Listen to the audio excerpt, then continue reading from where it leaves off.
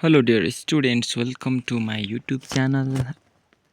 आज हामी क्लास 8 को च्याप्टर 4 अन्तर्गत एक्सर्साइज 4.1 को पेज नम्बर 50 को परियोजना कार्य गर्न गइरहेको छौँ है त।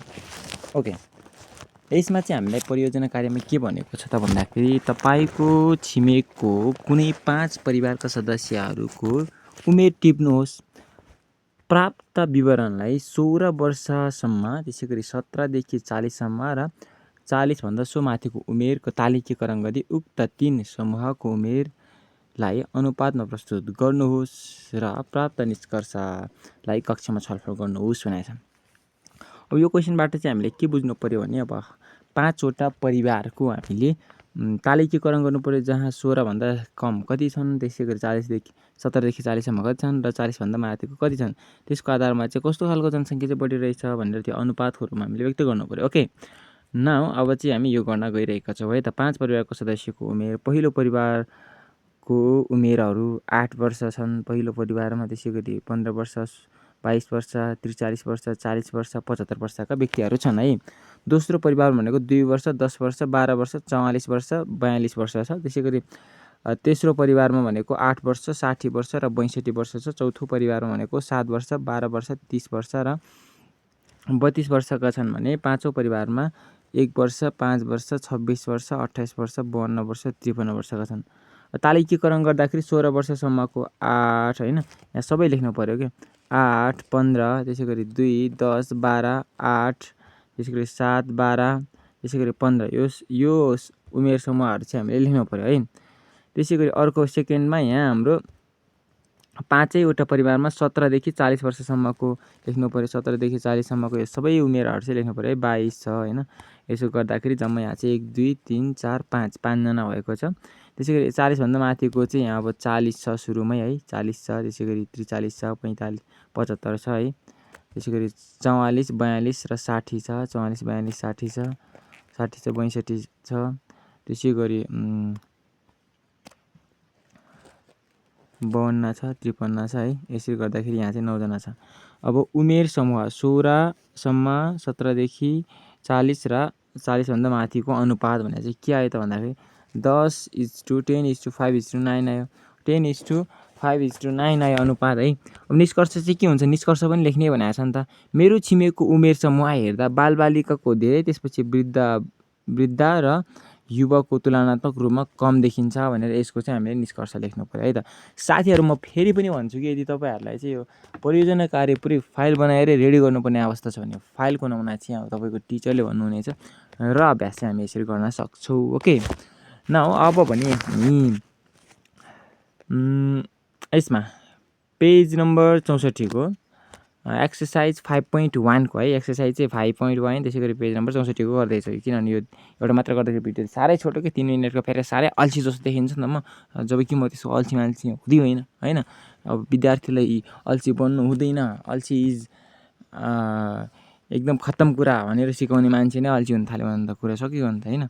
सो ओके, यसलाई पनि हेरौँ है त। यहाँ चाहिँ के भनेको छ भने तपाईँको घरमा दैनिक रूपमा प्रयोग हुने 5वटा सामानको विवरण तयार गर्नुहोस्। यहाँ चाहिँ हाम्रो नाफा नोक्सान अङ्कित मूल्यबाट चाहिँ छ है। तपाईँको घरमा दैनिक रूपमा प्रयोग हुने कुनै 5वटा सामानहरूको विवरण तयार गर्नुहोस्। ती विवरणको आधारमा नजिकैको पसलमा गई तिनीहरूको अङ्कित मूल्य, विक्रिया मूल्य, छुट पत्ता लगाउनुहोस् भनेको छ। नजिकैको पसलमा गएर चाहिँ त्यसको अङ्कित मूल्य कति रहेछ है, त्यसै गरी विक्रिया मूल्य कति रहेछ, छुट मूल्य पत्ता लगाउनु पऱ्यो। त्यो सामान ती कतिमा किन्नु भएको हो रहेछ सोध्नुहोस्। अब परिवारका सदस्यहरूलाई सोधेर टिपुट गर्नुहोस्। त्यसपछि ती जानकारीबाट नाफा नोक्सान के भयो पत्ता लगाए त्यसको प्रतिशत समेत निकालेर कक्षामा प्रस्तुत गर्नुहोस् भनेको छ। अब मैले चाहिँ यसमा के गरेको छु भन्दाखेरि मेरो घरमा भएको 5वटा सामानहरू भनेर चामल, नुन, तेल, दाल, केराउ, हरेकको घरमा अनिवार्य रूपमा भएको चिजहरू छ नि त। अझ यहाँतिर खोर्सानी राखिदिनु पर्ने है, यो अनिवार्य चिज हो नि त। ओके, अब प्रति बोरा चामलको अङ्कित मूल्य भनेर चाहिँ कति रहेछ भन्दाखेरि 2500 रहेछ। सोधेर हेरेको मैले है। त्यसपछि छुट रकम कति त भन्दाखेरि छुट रकम चाहिँ 100 रुपियाँ चाहिँ छुट दियो भनेर भन्नुभयो। त्यसपछि विक्रिया मूल्य एसपी कति त भन्दाखेरि यो 2500बाट 100 घटाउँदाखेरि 2400 एसपी भन्दा सिपी चाहिँ कति रहेछ भने उसले किनेको चाहिँ पसललाई गएर सोधेको 2200 अरे। त्यसपछि नाफा प्रतिशत। अब यसमा सुरुमा नाफा पत्ता लगाउनका लागि नाफा मात्रै पत्ता लगाउनका लागि चाहिँ एसपी माइनस सिपी गर्नु पर्यो, हामीलाई थाहा छ नि त हैन। मैले चाहिँ डाइरेक्ट नाफा प्रतिशत लेखेको छु यसमा है त। नाफा पनि लेख्न सकियो, एसपी माइनस सिपी गरिदिनु होला। एसपीबाट सिपी घटाउँदाखेरि 2400बाट 2200 घटाउँदाखेरि 200 हुन्छ हैन। नाफा प्रतिशत equals to SP minus CP upon CP into 100% गर्दाखेरि यहाँ 2400बाट 2200 घटाउनु पर्यो। घटाउँदाखेरि कति हुन्छ त 200 हुन्छ। 200 अपन 22 प्रतिशत गर्दाखेरि 9.09% चाहिँ यहाँ चाहिँ पुरै यो पसलले नाफा लिएको रहेछ कि साथीहरू है। ओके, त्यसपछि अब हामी गर्छौँ नुनको। प्रति केजी नुनको अङ्कित मूल्य चाहिँ कति रहेछ त भन्दाखेरि 35 रुपियाँ रहेछ साथीहरू। छुट रकम चाहिँ 5 रुपियाँ रहेछ है। बीमा चाहिँ कति त भन्दाखेरि 35बाट 5 घटाउँदाखेरि 30 रुपियाँ। अब क्रय मूल्य कति रहेछ त भन्दाखेरि 28 रुपियाँमा किने रहेछ। नाफा प्रतिशत इक्वल्स टु वाट। अब नाफा पनि लेख्न सकियो। यसमा नाफा चाहिँ के गर्नु पऱ्यो त एसपी माइनस सिपी 30 माइनस 28 गरेर 2 रुपियाँ लेख्नु पऱ्यो। नाफा प्रतिशत भनेको SP minus CP CP into 100% guys. अब यसमा चाहिँ 30बाट 28 माइनस गर्दाखेरि कति हुन्छ त 2 हुन्छ है। अनि 2बाट 100 2 र 100 मल्टिप्लाई गर्दाखेरि 200 हुन्छ। 200लाई 28 डिभाइड गर्दाखेरि 17.14% चाहिँ हाम्रो यसमा नाफा प्रतिशत आउँछ साथीहरू। ओके, त्यसपछि 3 नम्बरमा चाहिँ हाम्रो तेलको कुरा छ नि त। तेलको प्रति लिटरको अङ्कित मूल्य चाहिँ कति रहेछ त भन्दाखेरि 350 रुपियाँ तोकेको रहेछ। छुट भनेको चाहिँ 25 रुपियाँ दिएको रहेछ। विक्रय मूल्य भनेको चाहिँ कति त भन्दाखेरि 350बाट यो 25 रुपियाँ छुट घटाउनु पऱ्यो नि त। यसो गर्दाखेरि 325 रुपियाँ चाहिँ विक्रय मूल्य आयो साथीहरू। अन्त क्रय मूल्य चाहिँ कति रहेछ भन्दाखेरि 300 रुपियाँ रहेछ। नाफा भनेको के हो त एसपी माइनस सिपी। यसमा चाहिँ मैले नाफा पनि लेखेको छु है। एसपी भनेको 325 र सिपी भनेको कति त 300 घटाउँदाखेरि 25 रुपियाँ आयो। नाफा वाट इज प्रफिट पर्सेन्टेज भनेर भन्दाखेरि नाफा प्रतिशत भनेको नाफा अपन सिपी इन्टु 100% हो नि त। नाफा भनेको चाहिँ त 25 रुपियाँ आइसकेको छ। अपन 300 सिपी भनेको इन्टु 100% गर्दाखेरि 0 यहाँ काट्यो। अनि यो 25लाई 8ले 25लाई कतिले 3ले डिभाइड गर्दाखेरि 8.33% चाहिँ हाम्रो यसको एन्सर आएको छ है त साथीहरू। यो भयो कति नम्बरको त भन्दाखेरि हाम्रो ठ्याक्कै 3 नम्बरको। ओके, 4 नम्बरमा अथवा घ नम्बरमा चाहिँ दालको कुरा लेखेको छ है त। प्रति केजी दालको अङ्कित मूल्य कति रहेछ त भन्दाखेरि हाम्रो यसमा ठ्याक्कै दालको चाहिँ अङ्कित मूल्य कति रहेछ त भन्दाखेरि 250 रुपियाँ रहेछ है।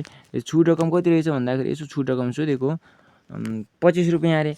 विक्रय मूल्य चाहिँ कति रहेछ त भन्दाखेरि अब यो अङ्कित मूल्यबाट डी घटाउनु पऱ्यो नि त।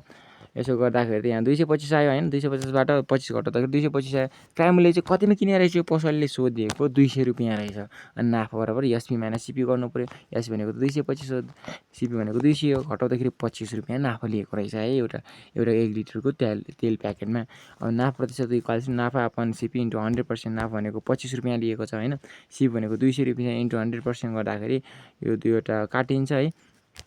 अनि 25लाई 2ले भाग गर्दाखेरि चाहिँ 12.5% चाहिँ यसमा चाहिँ नाफा लिएको रहेछ क्या साथीहरू है। ओके, नेक्स्ट क्वेसन भनेको चाहिँ हाम्रो टक्कै केराउको है। केराउको लिएको छ अङ्कित मूल्य भनेको चाहिँ 200 रुपियाँ रहेछ साथीहरू। छुट चाहिँ कति रहेछ भन्दाखेरि 20 रुपियाँ रहेछ। विक्रय मूल्य चाहिँ कति भयो त भन्दाखेरि 200बाट 20 घटाउँदाखेरि त 180 भयो नि त होइन। 180 भयो। त्यसपछि क्रय मूल्य चाहिँ कति भयो, ए तपाईँले कति रुपियाँमा किन्नु भएको भनेर पसलमा सोध्न गएको। ए मैले 150मा किनेको थिएँ भनेर नढाँटी भन्नुभयो। त्यसपछि नाफा भनेको चाहिँ कति रहेछ भन्दाखेरि एसपी माइनस सिपी गर्दाखेरि 180 माइनस 150 गर्दाखेरि 30 रुपियाँ चाहिँ नाफा लिएछ। हेर्नुहोस् त नाफा चाहिँ कति भयो त भन्दाखेरि नाफा अपन सिपी इन्टु 100%। नाफा भनेको 30 रुपियाँ, सिपी भनेको 150 इन्टु 100% गर्दाखेरि यहाँ चाहिँ टक्क लगाएर 20% चाहिँ नाफा लिएको रहेछ साथीहरू केराउमा। यस्तो रहेछ नि त कुरा होइन। ओके साथीहरू, यो हाम्रो परियोजना कार्य अन्तर्गत हो। तपाईँको फाल्गुनमा तपाईँको टिचरले भन्नुहुनेछ भन्ने कुरा मैले भनिहालेँ है त।